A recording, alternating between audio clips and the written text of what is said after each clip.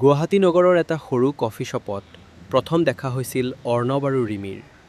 সেইদিনা বৰষুণে নগৰখন একেবাৰে ভিজাই পেলাইছিল।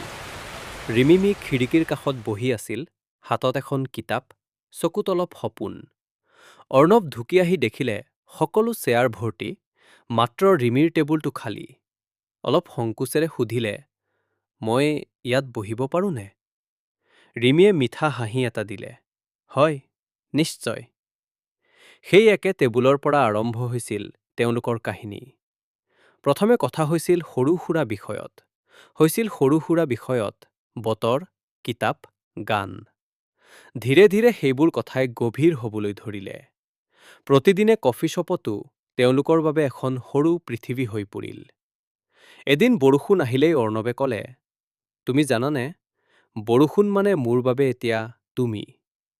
ৰিমি অলপ লাজেৰে ক'লে, আৰু তুমি মোৰ বাবে সেই সূৰ্য যি বৰষুণৰ পাছত ওলাই আহে। সময় গুচি গৈছিল, কিন্তু তেওঁলোকৰ ভালপোৱা আৰু গভীৰ হৈছিল। কিন্তু জীৱন সদায় সহজ নহয়। অৰ্ণৱে এটা ডাঙৰ চাকৰিৰ বাবে আন এখন চহৰলৈ যাব লাগিল। বিদায়ৰ দিনা ৰিমিৰ চকু ভৰি আহিছিল, তুমি ঘূৰি আহিবানে? অৰ্ণৱে হাত ধৰি ক'লে, যিমানেই দূৰ হওঁ, মোৰ পথতো সদায় তোমালৈয়ে আহিব। মাহবোৰ পাৰ হ'ল। দূৰত্বে অলপ কষ্ট দিলে, কিন্তু তেওঁলোকৰ বিশ্বাস কেতিয়াও ভাঙি নাপালে।